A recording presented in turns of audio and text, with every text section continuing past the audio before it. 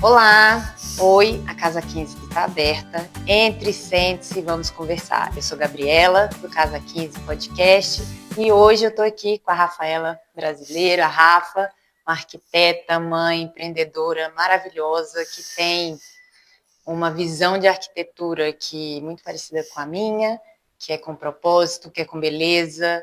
E a gente vai conversar sobre isso, sobre arquitetura, sobre casa, sobre o que a casa é para a gente, porque a casa não é só a casa, a estrutura. A casa, eu acho que ela é mais acolhedora, ela diz muito sobre a gente. É isso aí. Bem-vinda, Rafa, obrigada. Obrigada, Gabi, pelo convite. É uma alegria estar aqui nesse podcast, que espaço gostoso. Né? Conhecer sua casa também, maravilhoso. Obrigada. Tudo lindo. E, de fato, a arquitetura é a minha vida. Assim, né? Lógico, Deus em primeiro lugar, minha família, mas a arquitetura é onde eu coloco o meu coração, é onde está o meu trabalho. Eu acredito que a casa ela é muito mais do que parede, cimento, tijolo. Ela é, de fato, o altar de uma família. E nada mais importante, principalmente nos dias de hoje, a gente olhar para a família, né? Uhum. Então a gente vai falar de arquitetura, a gente vai falar de família, a gente vai falar de muita coisa. Então me conta, como que a arquitetura entrou na sua vida? Assim, você sempre quis, ou sei lá, aquele momento lá da adolescência que a gente não sabe o que quer fazer. Eu acho legal, tem alguma coisa que me chama atenção. O que te chamou para a arquitetura? Eu, como uma boa colérica, já vou me apresentando para o pessoal já saber. Eu sempre soube que eu queria ser arquiteta. Desde os meus 6 anos de idade, Olha assim, que legal. Eu me entendo por gente, eu queria ser arquiteta. Não foi por acaso, meu pai é engenheiro civil, né? E ele construiu muita coisa aqui em Brasília. Ele trabalhou em grandes obras, executou obras do Lelé, que é um grande arquiteto. Então ele apontava para os prédios e falava: esse prédio é meu, esse prédio é meu, esse prédio é meu. E não era dele, ele não tinha, o prédio não era dele, mas ele tinha construído aquele prédio. Aquilo para mim era incrível. Eu falava: gente, que coisa maravilhosa você ter feito um prédio, né? E aí eu lembro que mais ou menos ali com os meus 6, 7 anos, a gente foi numa visita numa obra que era do meu pai. Minha mãe e meu pai incorporaram um prédio no setor hospitalar de Brasília. E eu lembro que a gente chegou lá no prédio e aí eu falei assim: sabe o que eu quero de presente de aniversário? 6, 7 anos de idade, eles morrem de rir. Quero um andar inteiro desse prédio. Olha, já sabia, né, o que você queria fazer. Então assim, era um pouquinho ambiciosa, né? Mas enfim, a arquitetura sempre me encantou. Eu sempre fui muito de desenho, de coisas artísticas, sempre gostei muito de coisas manuais, muito inquieta ali, então queria desenhar. Eu lembro que no Parque Shopping, eu tinha 8 anos, teve um concurso de desenho de uma escola de desenho antiga aqui em Brasília, chamava MS Desenho. Sim, sabe que ainda existe nessa escola? Existe, no mesmo lugar. No mesmo lugar. E eu fiz um desenho lá na época de um Homem-Aranha, desenho de observação, desenhei um cartoon assim. E aí esse desenho ganhou um prêmio do melhor desenho de toda a exposição de desenho. Que bacana! E aí eu ganhei um curso de desenhos, que era o prêmio do negócio. Aí fui fazer esse curso, no final do curso eu tive que sair porque era desenho nu, presencial. E aí, com a idade, né? Mas eu lembro que eu desenhei muita coisa, assim, que eu nem deveria, assim, tipo, com 8 anos eu desenhando, e aí aquilo sempre foi muito claro para mim, que eu queria ser arquiteta. Então, com 16 anos, eu era adiantada na escola e sou filha de 4, né? São 4 mulheres lá em casa, a mais nova. Fui treinada pelas minhas irmãs, né? Acho que a gente vai... O quarto, eu tenho a Ana, minha quarta, fala assim: cara, essa menina é muito acima da curva, mas porque aprende... Eu não tenho dúvida, porque assim, a mais velha, você vai observar... Sabe, da sua irmã mais velha. A gente é cobaia. Total, né? total. A gente é um experimento. É verdade. A gente é cobaia de tudo, de expectativa, de tudo, de frustração, de que, ser mãe, né? É verdade. E tudo. Aí o segundo é mais tranquilo, né? O terceiro, o quarto, acho que deve ser assim. A quarta, minha filha, ela já nasce falando, dirigindo. Da nó em goteira. E aí eu era essa quarta, então as minhas irmãs sempre me estimularam muito. E eu passei muito cedo na UNB, fui fazer arquitetura, passei pelo PAS, então sempre tive isso muito convicto. Eu nunca tive nenhuma dúvida se eu seria arquiteta ou não. Então, pra mim, bacana arquitetura isso, sempre foi assim, saber essencial. já o que você quer e pronto, né? Não é o comum, né? A gente sabe que não. as meninas, principalmente nessa geração, assim, tem muita dúvida, né? Muita. Eu acho que, assim, a gente, adolescente, sempre tem dúvida, mas hoje em dia, com excesso de informação, você fica com mais dúvida, porque eu faço isso, faço aquilo. Antes era só isso, ai, não sei o que eu quero, não sei o que. Agora você é bombardeado com informação, com coisas que às vezes não vai ser aquilo para sua vida, né? Mas momentaneamente você acha que quer. E se você quiser mudar mais para frente, ok, tá tudo bem, né? Assim, eu mesma vivo aí, assim, sou advogada, mas adoro essa parte de arquitetura, adoro conversar, essa parte de comunicação e tal. A gente tem que, acho que, entregar os nossos talentos em todas as áreas, né? Exatamente. Igual, eu também tenho hoje uma vertente que eu estudo muito marketing, negócios, a gente tem várias empresas, não só na área de arquitetura, então é isso, assim, a gente não pode... Mas, assim, ter o diploma de arquiteta sempre foi algo muito claro para mim. E aí, a arquitetura, casa, vou construir, vou trabalhar com isso, você é arquiteta, né, por minha conta, você e seu marido. E aí, o que você vê nas casas hoje, assim, qual a maior dificuldade das pessoas que falam, vou construir minha casa? Qual a maior dificuldade delas, assim? A gente tem 3 horas para conversar? Eu sei que tem várias, eu acho que, não sei, a minha percepção pode ser completamente diferente da sua, porque eu acho que além de você escolher o projeto e tal, o arquiteto, ter essa empatia, essa afinidade, né? Essa ligação com o arquiteto, que ele te entenda. E eu acho que o que mais pega é realmente a parte financeira. Porque vai chegando um momento da obra que você fala, caraca. Assim, obra hoje, se a gente fizer uma pesquisa, vai perguntar, quando você pensa em obra, você pensa em quê? 90% das pessoas vai falar dor de cabeça. Né? Então, muita gente tem medo de fazer obra. Então, a gente começa por aí. Muita gente evita de fazer a casa, evita de morar bem, porque acha que vai fazer obra e vai dar tudo errado. Vai custar mais caro, que vai levar mais tempo do que deveria, que vai se frustrar. Então, assim, o preconceito com a obra é muito grande. E aí as pessoas acabam morando pior do que deveria. Esse é o primeiro ponto, assim, o amadorismo no mercado, a má fama da arquitetura, da engenharia, os profissionais que infelizmente não estão tão bem formados, que entregam serviços ruins, né? Eu falo por mim, eu me formei na UNB e no início da minha carreira eu não tinha as competências necessárias para fazer uma casa se transformar em obra sem dor de cabeça para um cliente. Eu precisei buscar muito, mergulhar muito em conhecimento, em conteúdo, em experiência prática. Então foi muito, muito dolorido para mim lá no início. E a gente vê isso assim se repercutindo até hoje, né? Pessoas que, às vezes, com condição, que às vezes você pensa, não, só vai ter problema quem não tem dinheiro. Né? Não, problema de obra é para todo mundo. Ele é democrático, né? Você pega lá o Thiago Nigro, que tá passando por todos os perrengues numa obra de 40 milhões de reais, né? Aí você pega pessoas próximas, que às vezes vão lá fazer um investimento de 2, 3, 4 milhões numa casa e que ainda assim tem dor de cabeça. E aí, essa é uma barreira, né? O problema de começar a casa. Aí muitos começam, só que aí o que acontece? A formação da arquitetura hoje, ela não forma para um atendimento humano. Forma muito para um atendimento egocêntrico. Então, tem aquela questão da assinatura do arquiteto. E aí, vamos imaginar que o arquiteto seja muito bem formado. Então, ele tem uma assinatura própria, mas ele faz bons projetos. Só que isso não transfere a identidade para a pessoa que vai morar na casa. Isso é um problema. Problema número 2. A pessoa tem o ego grande, só que ela não tem a competência de fazer um bom projeto. Aí a gente entra nos condomínios no Brasil, o que a gente vê? Um monte de casa feia, um monte de casa igual e um monte de casa sem identidade.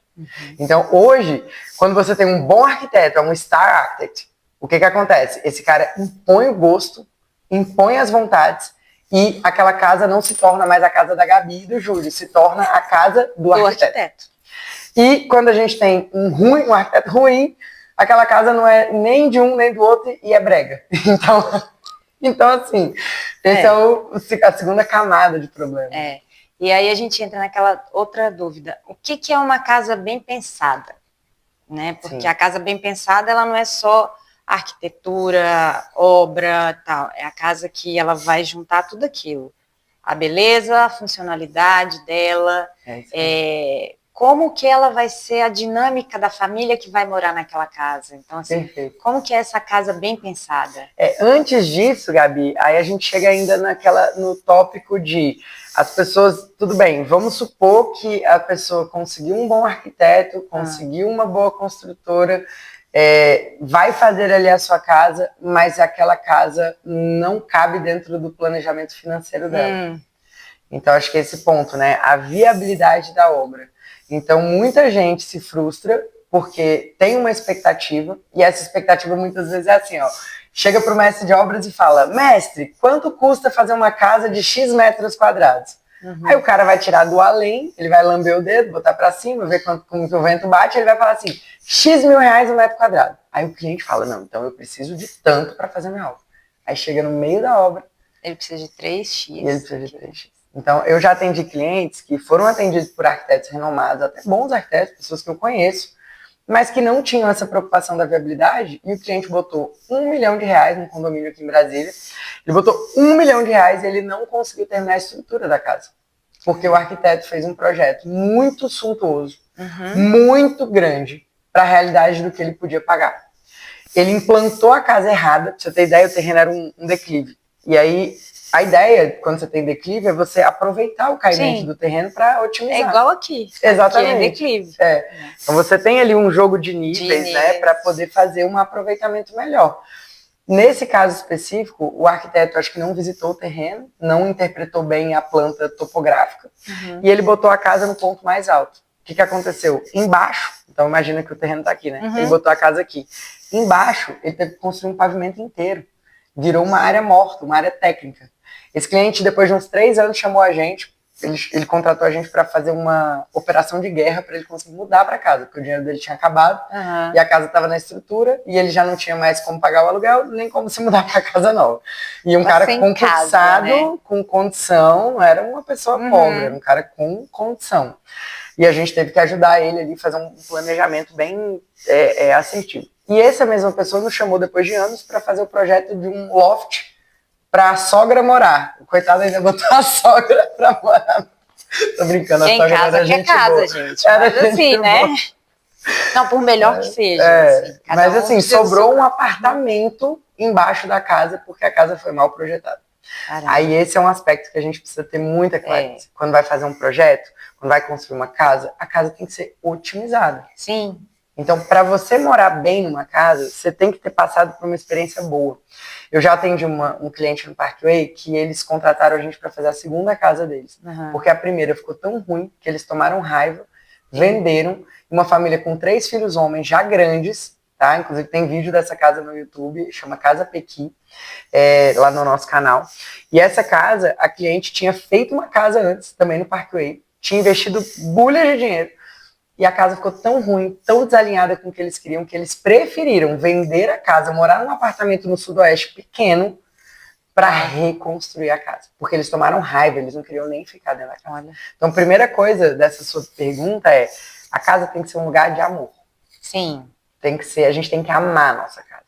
A gente tem que realmente ver ela como uma fortaleza, um lugar de proteção. Seu porto seguro, né? É isso aí. Eu vou te contar como eu cheguei nessa casa. Essa casa ela é de 1979, assim, final dos anos 70, 80. É do Lelé. Legal. É um projeto do Lelé. Do Lelé Lima, porque a pessoa que construiu estudou com ele, era amiga dele, né? E ele que fez. Então, assim, aí a gente manteve a estrutura da casa. Não, antes. Quando a gente procurando casa, não sei o quê. A gente morava num apartamento, o Júlio sempre morou em casa, falou, quero voltar para casa. Legal. Eu falei, ok, eu não quero uma casa gigante, eu quero uma casa funcional, que eu consiga viver a casa. Que legal. Né? E aí começamos a olhar e nada, não sei o quê. De repente apareceu essa no domingo, a gente veio ver, quando eu entrei por fora, a casa estava fechada, a gente tinha conseguido falar com o corretor, ele não atendeu, sei lá. Eu falei, é essa. olhei para casa e falei assim, ela é essa, é a casa que eu imagino, nesse formato que eu falo, caixote, né? A piscina em formato de raia, que era o que eu queria. Então assim, eu falei, não adianta, eu não quero olhar mais nenhuma outra casa, vamos fazer de tudo para conseguir essa casa. Que legal. E aí Amor à primeira vista. Foi, essa que foi, e assim, aí claro, você tem que reformar, mexer, porque é uma casa, né, com muitos anos, algumas coisas você muda, mas assim, a estrutura da casa, o projeto, eu falei, a gente não mexe, porque assim... Que legal. Era isso, aí você vai colocando uma coisa ou outra, vai colocando... E é cheio de coisas assim que você vê que tem esse capricho, esse cuidado, né, a decoração. Acho que a casa, ela é vivida no interior. Então a gente, por mais que seja uma casa bonita de fora, ela tem que ser acolhedora de dentro. Exatamente. Então... E assim, você vê, a gente ama concreto. Então, por isso, eu não posso deixar o concreto ficar frio. Deixar a casa fria, casa minimalista. Não, aqui é muita informação. E é tudo muito a casa. E eu gosto de vida. Eu acho que a casa tem que ter vida. É esse amor, esse acolhimento. E Gabi, isso que você falou, né, assim, a gente gosta de concreto. Cara, cada ser humano é único. A minha visão sobre a arquitetura sempre foi mesmo... Eu até passei por um processo de conversão para a Igreja Católica, junto com um entendimento e um estudo muito profundo sobre a beleza. Em 2018, eu assisti um documentário chamado Why Beauty Matters. E eu já era conhecida, arquiteta, já tinha um escritório relativamente consolidado. Mas ali mudou totalmente a minha atuação profissional. Mas desde sempre, eu sempre entendi que dentro de uma casa mora um ser humano, uma família. E que essa opinião dessa família, essa pessoa, é muito mais importante do que qualquer fundamento que eu tenha de arquitetura. Então hoje, por exemplo, das visões que eu tenho é que o arquiteto, ele não tem que ter um estilo próprio. Eu não acredito nessa arquitetura. Eu acredito na arquitetura que o arquiteto serve a uma pessoa. E aquela pessoa tem uma história, tem uma base familiar, né? Quando eu converso com um cliente, por exemplo, eu pergunto para ele como é que eles se conheceram, de onde eles vieram, onde é que eles nasceram, quais são as memórias de casa que eles têm. Porque a gente tem um cliente aqui na Key13, que a gente fez a casa dele, acho que em 2017. E é uma casa que ele queria uma casa rústica e ela queria uma casa moderna. Clara, clean. E ele queria rústico.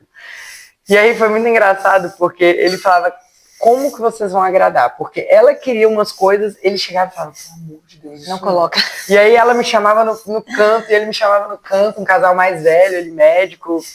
E aí, no final, a casa virou uma casa única. Eu não consigo falar, esse é o estilo da casa. Não, porque esse é o estilo deles. É o Luciano e a Deise que construíram aquela casa.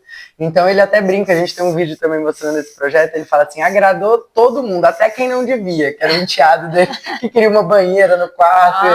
E aí a gente conseguiu colocar tudo, a gente conseguiu equalizar, né, dentro do orçamento, dentro da questão estética. Que legal. Então esse é um ponto assim, que a gente precisa levar em consideração. Sempre a pessoa importa mais do que a coisa. É isso, de tudo isso que você falou, realmente, aí ela é bem pensada. Seus projetos, a pessoa que você conversa, então essa sua visão de, né, é uma casa, um projeto bem pensado. Isso aí. Porque... Não é de qualquer jeito. Não, porque quando a gente fala um projeto, uma casa bem pensada, a pessoa realmente pensa, às vezes, né, só no projeto ou só na decoração da casa. Né? Esquece o item humano, né, o mais importante. E quando os meus pais construíram a casa deles, eles passaram por isso, a assinatura do arquiteto. Né? Ele tem esse aqui, que é a assinatura dele, que identifica ele. A minha mãe falava, mas eu não quero isso, eu não gosto disso. Não, mas tem que ter. E ele colocou lá o negócio, que era a marca dele, e ela reclamava toda vez. Eu falei, tira a casa dela, né? Fecha. Era uma parede com um círculo assim, vazado. Eu falei, tira esse troço. Sei lá o que é isso, né? Vai que estranho. Simboliza. Não, é porque ele gostava, sabe? Assim, ele achava que tinha que ter. E era assim, no meio do nada. É uma coisa muito... Eu digo que o arquiteto, ele tem uma formação modernista que é meio que cada um tem que subir um palanquinho para dar um discurso.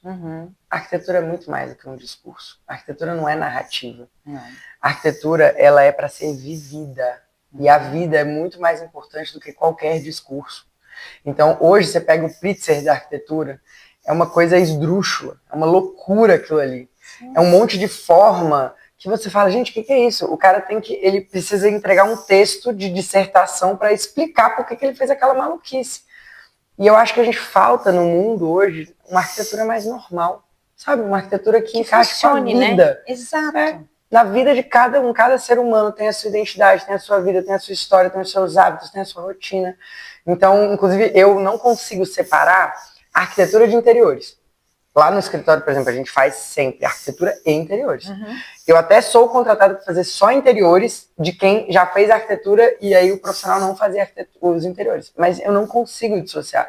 Porque a gente pensa na casca, mas a casca, igual você falou, ela vai ser vivida dentro. Uhum. Você vai chegar aqui, você vai ter que decorar, você vai ter que botar o sofá, você vai ter que botar a mesa, vai ter que fazer essa coisa funcionar. Então, eu pego projeto até de escritórios famosos que não tem layout. O cara lança lá uma sala de estar, mas que ele não bota onde vai ser o sofá, onde vai ser a mesa. Uhum. E aí, como é que você pensa nos pontos elétricos? Como é que você pensa na iluminação? Como é que você pensa nos fluxos? E se não couber, entende? Uhum. Então, eu não consigo dissociar. Para mim, a arquitetura em interiores é uma coisa única, é uma coisa conectada. Junto, né? Tem que andar junto. Completamente.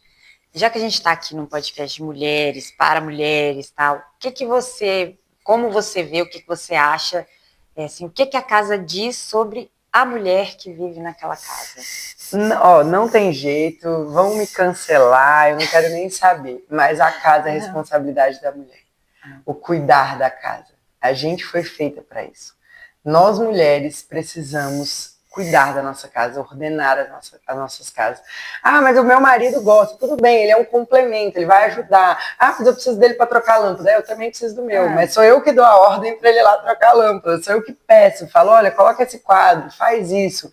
Mas se não partir da mulher, a natureza da mulher é essa. A natureza é cuidar. É cuidar. A natureza do homem é ir para fora. A natureza da mulher é olhar para dentro. Tanto é que a nossa formação biológica é essa.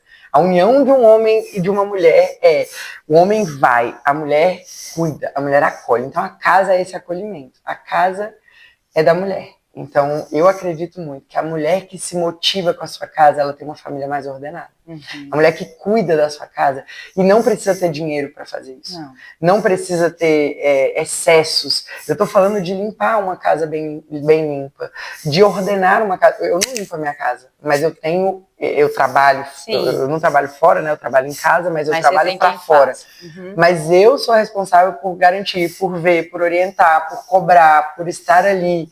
Então, eu acredito muito nisso, assim, que as mulheres precisam tomar essas rédeas e não querer essa divisão. Cara, é o seguinte, bota seu marido para fazer o que você tá mandando ele fazer e você cuida. Então, assim, colocar flores em casa. Gabi, isso mudou a minha vida.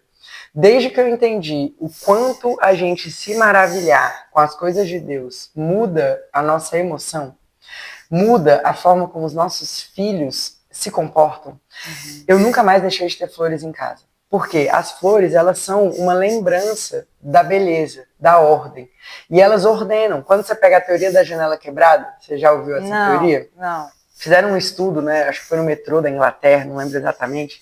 E que quando você tem um item quebrado, uma janela quebrada, o banheiro, o ambiente, o espaço, ele se torna mais sujo. As pessoas que estão lá, elas mudam o seu comportamento. Não tem cuidado, né? Então, quando você entra na sua casa tá linda, tá impecável, tá organizada, a gente toma cuidado para sentar, para organizar. Então, a nossa família, muitas vezes tem gente que está vivendo um caos dentro de casa. Às vezes os filhos estão dando trabalho, tá aquela gritaria, tá aquela confusão, aquela coisa que você já se acostumou com o caos. E às vezes você começa a melhorar isso organizando melhor um armário, organizando a sala, deixando as coisas limpas, deixando as coisas belas. Na simplicidade. Sim. A gente foi em missões no ano passado com o pessoal do Reino, Cristo, e a gente visitou uma casa de uma senhora que eu nunca vi uma casa tão limpa, tão organizada, tão arrumada na minha vida. Essa casa era de chão de terra batida. Essa senhora estava pegando café com a vizinha, porque ela não tinha dinheiro para comprar o café. Ela estava fazendo pra gente um cafezinho com uma água de pia suja. aquela pia do encanamento velho, mas a xicrinha, a coisa, tudo arrumado, tudo limpo, as plantas. E eu lembro de falar exatamente isso pra ela. Eu falei, olha, a senhora tá me dando uma lição de vida, assim, porque a senhora é muito fiel no pouco. Eu nunca vi uma pessoa tão fiel no pouco. Porque a sua casa tá mais arrumada do que a minha. Eu falei pra ela, olha, a sua casa, se você for na minha casa agora e pegar a sua casa agora, que a gente chegou de surpresa, a sua casa tá mais arrumada do que a minha. Então a gente não tem desculpa, sabe? Não, e você falou uma coisa que aqui eu faço, e as minhas amigas até me perturbam, porque assim, eu adoro flor, né? Eu falo, não sei se você já viu, eu faço arranjos, eu adoro montar arranjos, assim. Nunca estudei, também amo. Ai, vamos fazer uma oficina de arranjos. Nossa, eu adoro. Eu fiz uma aula só de flores. E aí, é flor de verdade, né? Sim. Por favor, né? Porque, óbvio, né? Óbvio, né? Óbvio. Aí eu falo, vida. Não, mas dura mais. Não, gente, mas não é flor. Não é flor. Aquilo lá igual essas plantas mumificadas. Gente, que agonia que me dá desse negócio, já viu? Uma planta morta, levar pra dentro de casa. Não gosto. Então, assim, eu gosto, como eu falei, eu gosto que a casa tenha vida. E uma das coisas para trazer vida, para te mostrar a vida, são as flores, né? Ela fala, você, aí uma amiga chega assim, mas você toda semana troca a flor da sua casa? Eu falei, sim, troco. Não deu tempo, não fui. Sim, eu vou no jardim, pego o que eu tenho. Né? É isso aí. Mas muitas vezes você pega e faz coisas lindas com folhagem, com uma flor que dá lá da sua planta, da sua árvore, né? De alguma folha. Isso que eu ia falar, não precisa de dinheiro para fazer isso. Não tem desculpa. Você vai no quintal, você vai num canteiro da rua pública, você consegue uma flor bonita, né? E eu, quando era nova, assim, eu falava para minha mãe, eu falava, nossa, quando eu casar, minha casa só vai ter 3 eletrodomésticos. Super prática. Super prática. Freezer, geladeira e micro-ondas. Ela falava, tá bom que vai. Hoje em dia eu odeio comida congelada. Tipo isso. Porque assim, eu não sei, o sabor muda. Então, por mais que ela seja feita em casa, quando você congela, não é. Então, assim, a comida de casa é a melhor que tem. É a melhor que tem. Tá? Então, assim, tem esse cuidado. Óbvio que não tem fogão, tem todo o resto, mas assim...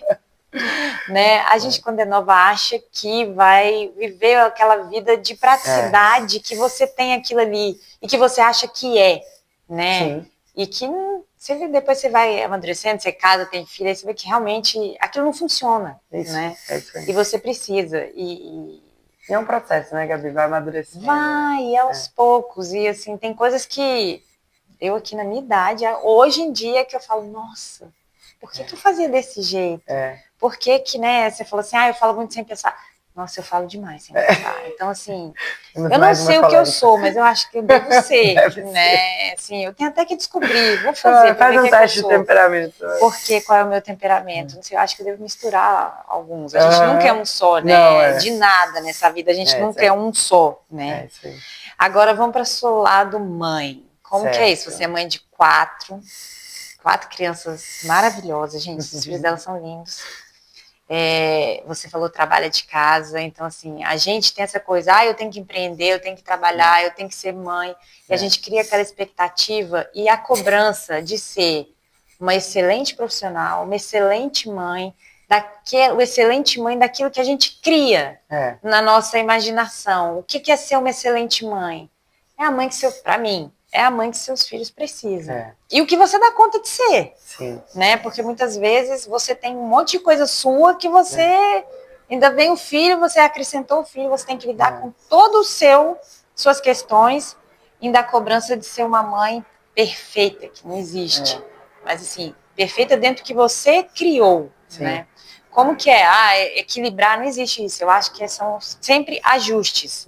Né? O equilíbrio é um ajuste de rotina, um ajuste de horário, um ajuste de... Hoje eu dou mais atenção para esse, para aquela, ou mais para o trabalho, né? Sim, isso, né? Quando a pessoa fala, não existe um equilíbrio. Eu acho que realmente é um ajuste. O que mudou tanto na sua vida profissional depois de ser mãe? Eu penso assim, eu enxergo a vida como aquela apresentação no circo que o malabarista começa a girar os pratos, né?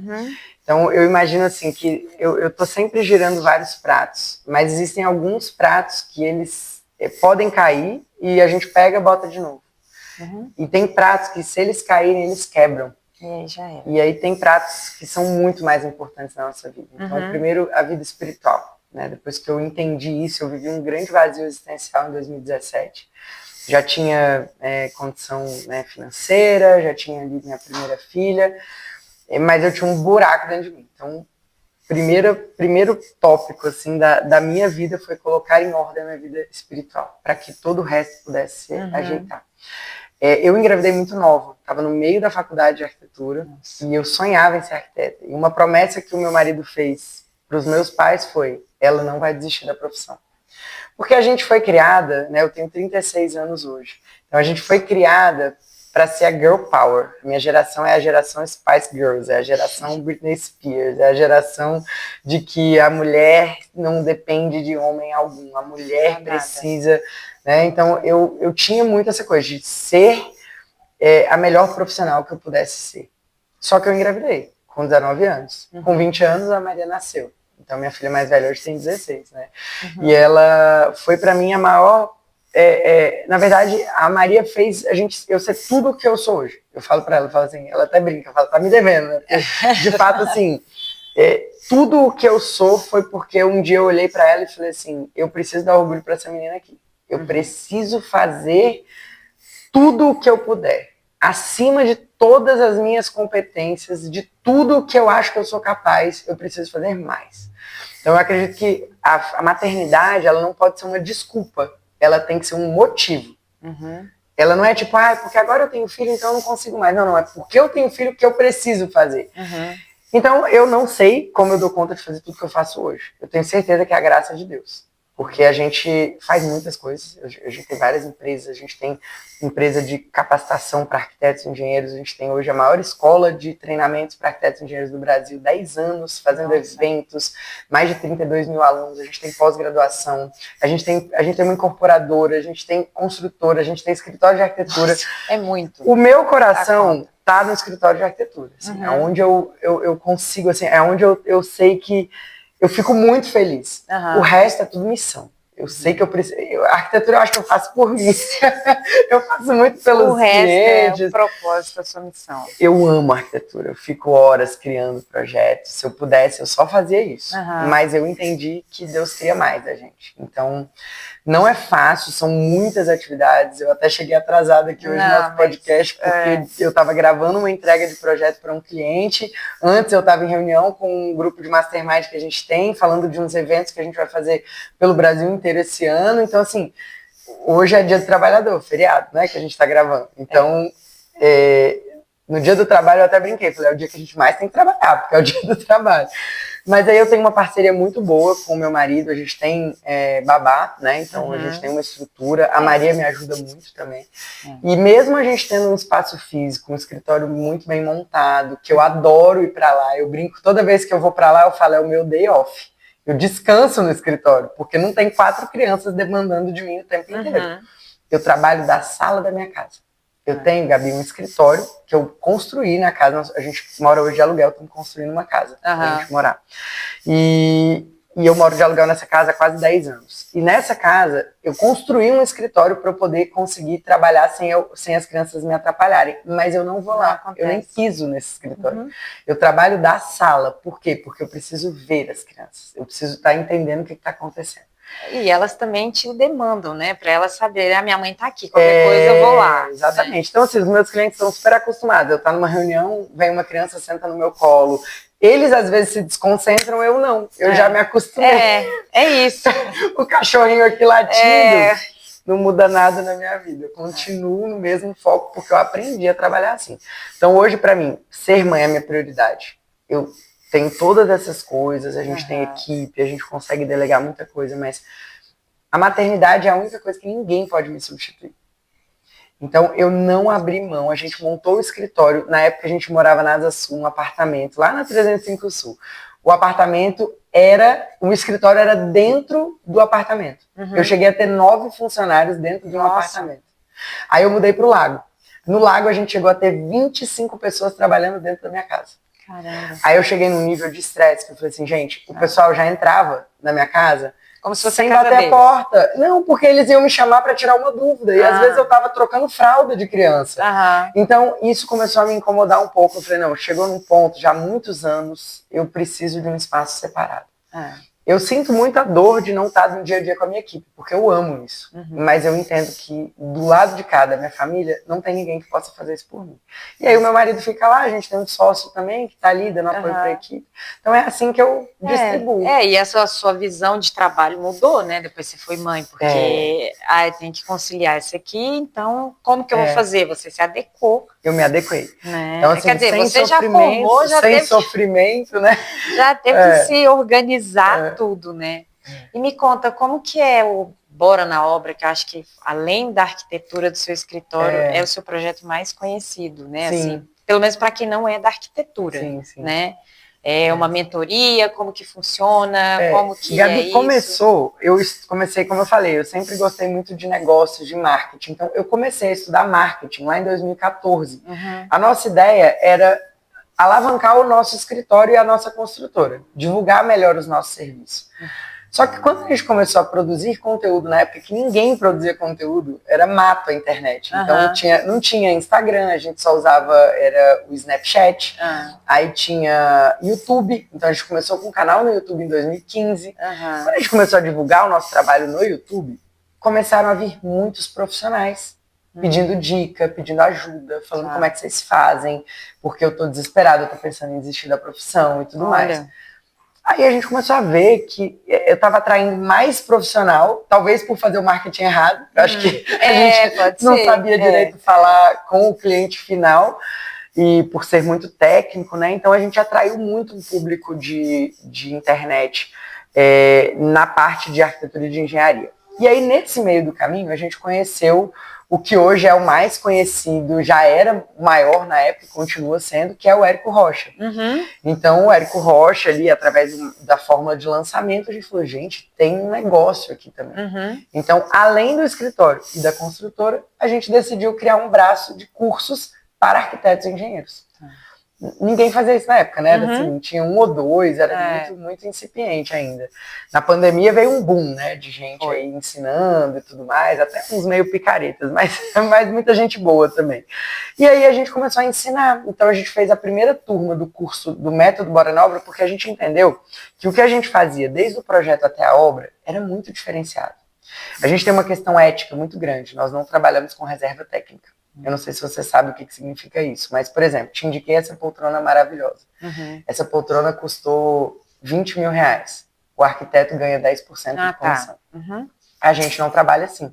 Eu sou contra, veementemente contra. Inclusive, por isso, a gente é um pouco persona não grata nos ambientes de arquitetura.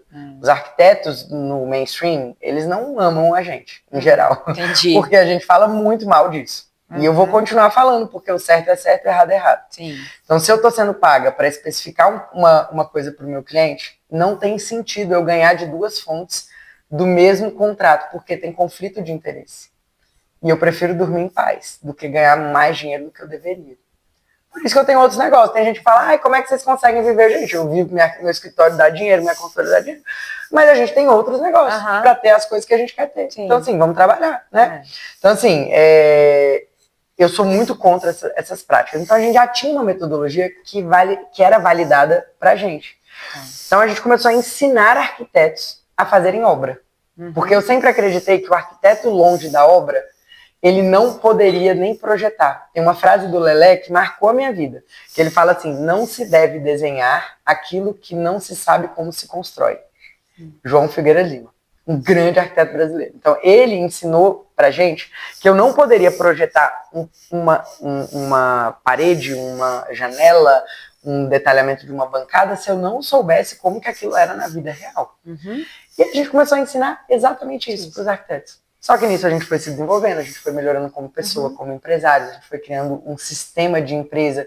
Hoje a gente usa inteligência artificial, a gente tem sistema de gestão próprio. Vai crescendo. Foi crescendo. E tudo que a gente foi aprendendo, a gente foi ensinando. Então, foi isso que surgiu o Bora na Obra.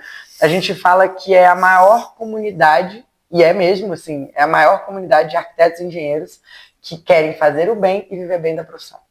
Então, fazer um bom trabalho. A gente tem um evento todo ano que é o BNO Experience. O Benioff Experience, ele já vai para a 11ª edição esse ano. Olha. Vão ter mais de 500 profissionais presentes. A gente já tivemos palestrantes como Ítalo Marcilli, Paulo Cuenca, Dani Nossi, grandes nomes do mercado já foram nossos participantes do evento. E esse ano vai ser em São Paulo. Então, é a chancela ali, é onde a comunidade, que a gente brinca que é a comunidade pedrada, que o pessoal se encontra, porque não é fácil viver de arquitetura, viver de engenharia. Então, tem que aguentar e tem que amar. Não é para qualquer um, é para quem ama. Então, é isso. Porque isso que você falou, né? Obra tem tudo, aquela coisa da obra, da trabalho, pode ter dor de cabeça, mas tem que gostar daquilo. É isso aí, tem que amar. Ali no pra dia a dar dia, certo, tem que amar muito. E lidar, e você vai lidar com pessoas, com todas as questões, né, das pessoas. É isso aí. Então, lidar com mão de obra, com fornecedores. O dia a dia do arquiteto, que ama mesmo, que faz, é muito exigente. São visitas em obra, reunião com fornecedores, trabalho braçal no computador. Ontem eu recebi um áudio de uma pessoa que está fazendo um trabalho de design para um cliente meu. E aí ela estava me explicando o que eles estavam pensando do ponto de vista do design. É uma clínica. E aí ela falou assim, nossa amiga, esse seu trabalho é difícil demais, né? Porque, meu Deus, são muitas variáveis para vocês articularem, né? Não é brincadeira, assim, são muitas nuances. A gente tem que pensar em fluxo, a gente tem que pensar em circulação, a gente tem que pensar em custo. É muito detalhe. Muito detalhe. Aí, como diz uma amiga minha, ela fala assim, mas você não é obrigado a ser arquiteto, você pode virar Uber. Só faz arquitetura quem quer. Qualquer profissão. Quer. Exatamente. Né? Você escolhe. Você tem alguma história assim, interessante, alguma mentorada, aluno, alguma coisa para contar pra gente aí? Nossa, milhares, de vários aspectos, assim. Eu tenho... Deixa eu pensar. Cara, muitas coisas, de vários aspectos. Desde pessoas que... Algumas que mais te marcou, assim. Essa arquiteta chegou aqui, assim... E aconteceu isso aqui, cara, isso me marcou, como ela chegou, o que ela trouxe. Sim. É que são muitas histórias, né, Gabi? Cada um com a sua realidade. Sim. Mas hoje, assim, pessoas mais próximas da gente, né? Porque a gente tem vários cursos e a gente tem mais proximidade com o pessoal, que é um grupo de mastermind.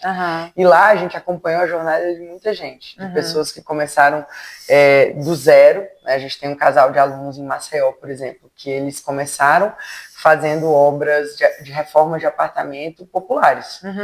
E que eles aprenderam ali o que era realmente um diferencial, e hoje eles são a construtora das estrelas. Eles só fazem a orla de Maceió. Todas as obras deles têm mais de 50 apartamentos, inclusive de governador, de atores, de jogadores de futebol. Uma jornada de 2, 3 anos, de mudança de vida. Assim.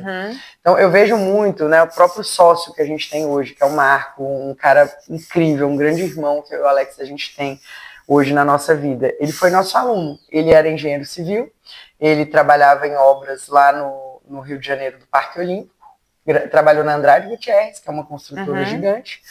Na época da Lava Jato, a empresa faliu, mandou todo mundo embora, então ele é um cara extremamente técnico, mas ele não sabia empreender. Quando ele foi empreender, ele se lascou, então ele tomou prejuízo, os clientes queriam matar ele, era... dinheiro, dívida, um monte de coisa. Um monte de coisa, né? E aí, o que aconteceu? Ele conheceu a gente, se reergueu, saiu de uma depressão, pesava mais de 150 quilos, enfim, foi todo um processo. A vida muda por completo. Total, porque a gente é uma coisa só, né? Então, ele passou por essa transformação, em menos de 6 meses, a gente foi incumbido de uma... Essa história é boa mesmo, porque... Hoje a gente faz projetos de obras no Brasil inteiro, mas antes a gente não tinha essa competência, essa habilidade. E o Ítalo Marcilli, não sei se todo mundo conhece, mas o Ítalo, ele teve um papel muito importante na minha conversão pessoal e também na nossa expansão, porque ele e o sócio, que é um grande amigo nosso, na época era sócio dele, o Arno, eles contrataram a gente para fazer o projeto do escritório deles lá no Rio. E na hora da obra, eles falaram assim, eu não quero saber como que vocês vão fazer, mas vocês que vão fazer a nossa obra. A gente em Brasília, a obra no Rio, como que você faz mão de obra, fiscalização, não sei o quê. Aí o Alex sempre tem uma coisa muito clara na cabeça dele, que não é como a gente vai fazer, é quem a gente vai acionar para nos ajudar. Porque pessoas precisam de pessoas, assim como o ferro afia o próprio ferro, né? Como está lá em Provérbios na Bíblia. Então a gente sempre teve essa clareza de quem vai nos ajudar. E o Alex pensou, na hora, ele falou assim, amor, tem um cara lá no Rio, que é nosso mentorado, que o cara é muito ponta firme. Ele é muito implementador. ele pega o que a gente faz. Ele não é nem arquiteto, ele já tá vendendo projeto de arquitetura, ele contratou arquitetas, botou dentro da empresa dele. Ele é visionário, ele tava do negativo, ele já faturou R$500 mil em 6 meses. Uau. Então, assim, ele é fazedor. É um cara que eu confio que ele vai fazer. E aí, a gente fez a primeira obra à distância. Foi ótimo. Depois o Arno contratou a gente para outras, a gente fez outras obras.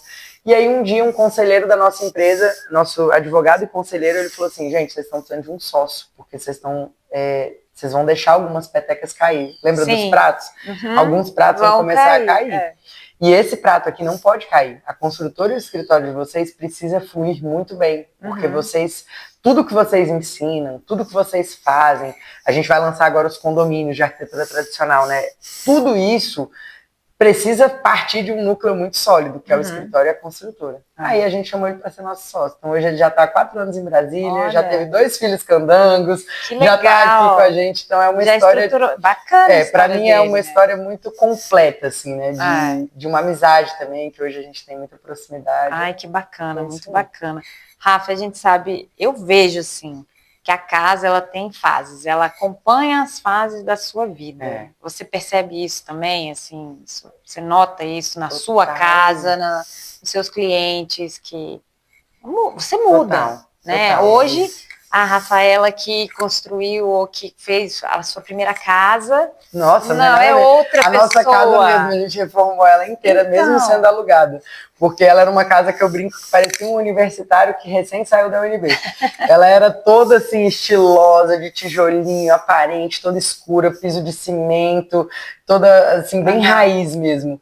Hoje em dia minha casa é toda branquinha, toda clara, os quadros que tem na parede, eu lembro que eu tinha uns quadros muito abstratos, geométricos. Hoje os quadros que eu tenho são pinturas clássicas, é uma outra fase mesmo. É uma outra fase, foi mudando. E mesmo mudou a fase, mas não perdeu a essência, né? A gente vai mudando, aqui também, a gente muda, troca.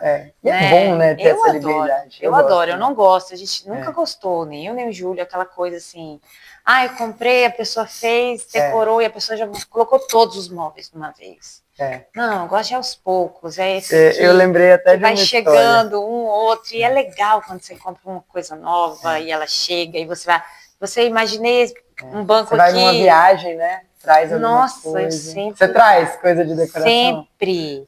Tem um item que toda viagem eu trago, que é tapete. É mesmo? Eu sou viciada em tapete. É mesmo, que eu legal. acho que quando eu era criança... Bota um tapete, né? Tipo assim, no avião. Nossa.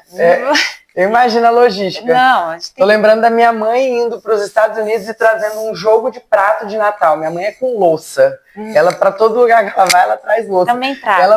Ela fez a família inteira colocar prato e talher de Natal dentro das malas. As malas todas estourando peso, porque tinha que distribuir os pratos. Minhas malas de mão de viagem, todas voltam. Com prato, talher, todas voltam. Teve uma vez que eu trouxe 60 pratos. Então, a minha mãe trouxe um conjunto para o Natal na casa dela. A família é gigante, imagina. Então, tudo com decoração de Natal. Tapete, esse tapete aqui da zebra, assim, a gente trouxe. Meio enrolado, né? Meio dobrado na mala, tal, certificado dele, tudo certinho e tal. Teve uma viagem que a gente fez e a gente comprou um tapete no leilão online e tal, que era para essa sala aqui. Era um tapetão e tal. Compramos o tapete. Do jeito que o tapete chegou lá pra gente, eu nem desfiz. Ele estava enrolado, embalado e tal. Falei, vamos levar desse jeito, vamos pagar excesso, fora do padrão, a bagagem e tal. Chegou aqui, não coube, de tão grande que ele era. Meu Deus, imagina para trazer. Não. Caramba, você não coube, porque essa sala é enorme, imagina. Não. E aí, tive que vender o tapete, com o coração sofrido, mas eu tive que vender, né? Não dá. O que eu vendi, a gente pagou os custos da viagem toda. Então, assim... Olha aí, gente, investimento. Foi um investimento. Mas, assim, eu todas as vezes trago tapete. Eu já não tenho mais onde colocar tapete. Eu acho que quando eu era criança, eu tinha rinite, e a minha mãe falava, ai, não pode ter tapete em casa. Tirou é só arrumar tudo. Um rainbow. Hoje em dia... E eu acho que o Júlio também, assim, eu não tenho mais onde colocar tapete, mas assim, se eu vou viajar, eu vou trazer Vai trazer um tapete. É fácil. Que legal. Vou trazer, eu vou amo trazer. Tapete também. A gente foi agora, vida, né? Trouxe um colar de mesa de cerâmica lindo, o artesanato brasileiro, cheio de significados. Então, assim, eu gosto de trazer essas coisas, não gosto de trazer itens muito turísticos. Turísticos, específicos Mas do lugar. isso é muito da pessoa, né? A gente já atendeu um cliente que a gente teve que fazer tinha um pilar no meio da área, era uma cobertura no noroeste, e a gente fez uma prateleira dando a volta em todo o pilar, várias, porque ele traz uma miniatura de cada viagem. E ele já conhece muitos lugares do mundo. Então, cada viagem dele é uma miniatura. Gente, isso é muito legal, isso tem uma história. E vai ser construído, né? No primeiro momento, as prateleiras não vão estar todas cheias, mas ao longo da vida. Eu lembrei de uma história, você contando essa coisa de não querer a coisa pronta, né? A gente vai até onde o cliente nos permite, aonde ele quer ir. Mas eu também sempre deixo ele muito livre para trazer a identidade dele. Só que tem cliente que não quer, fala, Rafa, não tem bom gosto, eu não sei, então me ajuda. E teve um caso específico que o cliente queria simplesmente chegar na casa como visita ali, tipo, ele queria chegar com tudo pronto. Aí a gente escolheu todos os quadros da parede, todos. A gente fez uma compra, a gente executou a obra também. Ele já queria que a coisa estivesse, sabe, bem montada. Não é porque ele não gosta de cuidar, mas é porque ele queria ver a coisa já pronta, ele queria visualizar aquilo ali. E aí a gente comprou, né, a esposa e ele escolheram vários quadros junto com a gente eles escolheram também. Quando a gente foi instalar os quadros, eu já tava com uma dorzinha no coração, que eu falava, gente, quadro é uma coisa, por mais que a gente bote ali no 3D, é muito legal a pessoa escolher, ela ter aquele momento. E aí eles falaram, não instala os quadros, deixa os quadros aí nos cantos, que a gente quer sentir a casa e colocar os quadros aonde a gente sentir que cabe mais. Então, esse tipo de coisa, eu acredito que é o toque do DNA da pessoa. Uma cliente um dia falou pra gente, ela falou, vocês não fazem projeto de arquitetura belos, vocês fazem projeto de arquitetura com o DNA da família. Eu senti o DNA da minha família no projeto da minha casa. Então, esse é o meu objetivo, assim, fazer com que a família, e eu não estou falando disso do meu objetivo para, de alguma forma, né, me divulgar, muito pelo contrário, porque eu acho que o cliente que ouvir isso daqui e o arquiteto que ouvir isso aqui, leva isso para a sua vida, porque faz a diferença. É um arquiteto que quer que o cliente participe e um cliente que quer participar. Eu brinco que o cliente ideal do nosso escritório, ele tem que querer participar, ele tem que querer trabalhar. Porque eu vou mandar para ele selecionar referência, eu vou fazer reunião com ele para definir ponto de tomada. Quem sou eu para definir todos os pontos de tomada da casa do meu cliente, sendo que é ele que vai usar, sendo que é ele que sabe o que ele gosta, o que ele precisa. Quem sou eu para definir se na mesa de centro vai ter uma pantera, uma caixinha e 2 livros?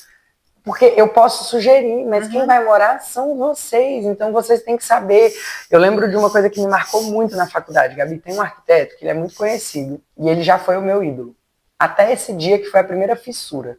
Depois que eu assisti o documentário Why Beauty Matters, e depois que eu assisti O Fim da Beleza, da Brasil Paralelo, eu botei uma pá de terra na cabeça desse cara. Eu não tenho medo nenhum de falar. Eu acho que esse cara fez mais estrago para a arquitetura do que muita gente assim que fez um trabalho ruim. É o Le Corbusier. O Le Corbusier, ele acabou com o imaginário dos arquitetos. Eu lembro eu na faculdade e um professor contando que Le Corbusier parafusava o cinzeiro, colava as poltronas no chão para o cliente não poder mudar. Nossa. Fala se isso não é algo totalitário, impositório. E isso foi a nossa base. É a minha formação de arquitetura. E o pessoal ria. E eu lembro de falar assim, gente, que absurdo. Imagina na minha casa, alguém colar... Ser a cara da outra pessoa, né? É para não mudar o meu portfólio. Então, depois que eu entendi que Le Corbusier era essa pessoa que colava o móvel no chão, que Le Corbusier tinha sido processado pela cliente que fez a casa que a gente estuda como se fosse o ápice da arquitetura moderna no mundo, que é a Vila Savoy. Os clientes da Vila Savoy não são satisfeitos com a Vila Savoy. Muito pelo contrário, tem vários problemas, tem registros de cartas, de processo. Mas isso a Faculdade de Arquitetura não ensina. Essa parte da história ninguém sabe. Ninguém conta. Então, depois que eu entendi isso, eu criei realmente uma contra-revolução. A minha forma de pensar é... o que a Rafa é? A Rafa volta na tradição da arquitetura. Hoje, minha dedicação, meu estudo, desde 2018 eu estudo a beleza, eu estudo outros arquitetos que não são aqueles que a gente vê na faculdade. O próprio Niemeyer, que era um ídolo que eu tinha. Eu tenho algumas tatuagens, né? Hoje em dia eu não tenho mais vontade de tatuar, mas eu tinha deixado esse pulso aqui, porque eu ia tatuar a Catedral de Brasília. Eu queria ter aqui eu tenho um brasão da minha família, aqui eu ia ter a Catedral de Brasília. Hoje, assim, o que eu sou crucificada, porque eu não consigo hoje admirar mais a Catedral de Brasília. Eu olho para tudo que ela significa, para o simbolismo que ela traz, para tudo que a gente sabe que foi feito com muita sabedoria. Ele não foi nada sem querer.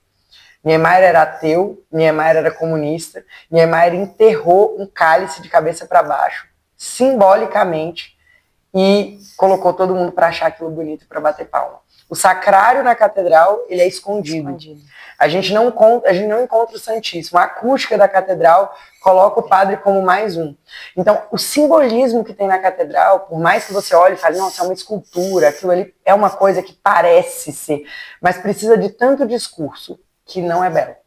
E é difícil as pessoas perceber. Foi uma jornada, assim, a catedral para mim foi o ápice da minha clareza, assim, quando caíram realmente as vendas dos meus olhos.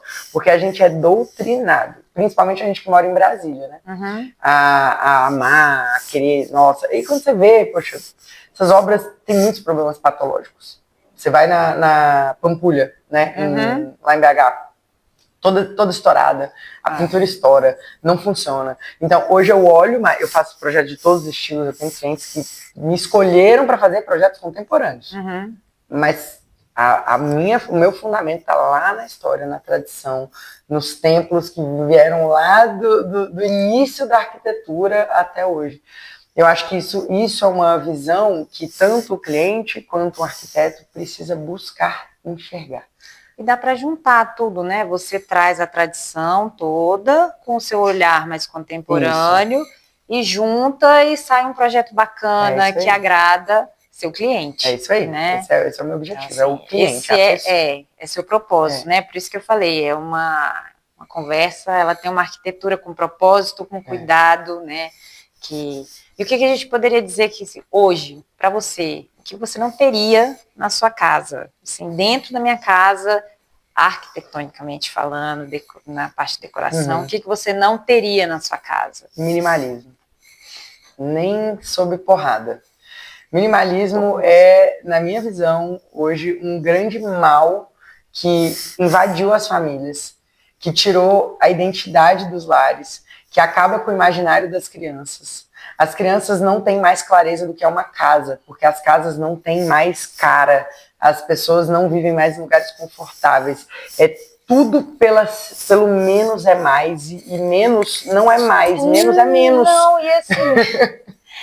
eu sou muito suspeita, porque assim, eu gosto do maximalismo, eu gosto, assim, minha casa ela tem uma base, tem 3 cores básicas, neutras, né? Mas você vai colocando coisas que vão dando vida, vão dando cor, uma complementa a outra, né? E aí, o maximalismo, o brutalismo, aqui em casa é assim, mas não é uma casa fria. Total, porque você entra, você tem cortina, você tem madeira no chão, você tem tapetes, você tem vida, você tem cachorro, você tem família, você tem coisas que vão somando. Né? Eu falo que a casa, ela é quase que um ser vivo. Isso aí. Porque ela tem a vida própria dela, né? E Total. Você vai você vê, por exemplo, a sua eu sou apaixonada por louça, né? Então, na hora que eu cheguei, você me serviu esse café, eu já falei, gente, que xícara linda, eu vou fazer um stories, né? Porque eu acho que essas coisas, elas compõem a casa também. As pessoas acham que casa é só móveis. Não. Casa é a flor. Casa é você tá bonita na sua casa, você tá arrumada na sua casa. Então, o minimalismo... todo, né? Ele traz uma doença silenciosa. Inclusive, hoje tem vários estudos que associam questões mentais, principalmente com jovens e crianças, como autismo, TDAH, doenças que estão associadas ao ambiente. Gente, a arquitetura é a única arte que a gente consegue viver dentro dela. É uma arte que pega todos os nossos sentidos. Sim. É uma arte tão poderosa quanto a música, na verdade mais poderosa porque ela conta uma história, ela fica, ela permanece, ela pode ser observada de dentro, de fora. Então, a arquitetura, não é puxando sardinha pro meu lado não, mas realmente ela muda uma sociedade. Então eu acho que minimalismo não. E o que é uma casa perfeita para você? Sim. Beleza. É aquilo, ela tem que ser, eu acho que é o equilíbrio dessas três coisas. A beleza, né? A casa tem que ser bonita, a beleza importa, a beleza não é relativa. Isso precisa ser claro, precisa ser dito, precisa ser formado. As crianças precisam entender que belo é belo, feio é feio. Porque hoje falta clareza do que é bom e do que é ruim. Tudo ficou, o monstro do cinema agora é o bonzinho. A arte, que antes era algo que dava trabalho, eu pinto aquarelas, né? E eu não tenho coragem de vender as minhas aquarelas, porque eu não acho que elas são dignas de serem vendidas. Então hoje, por enquanto, eu só presenteio as pessoas. Um dia, quem sabe, se eu ficar muito boa, eu posso vender.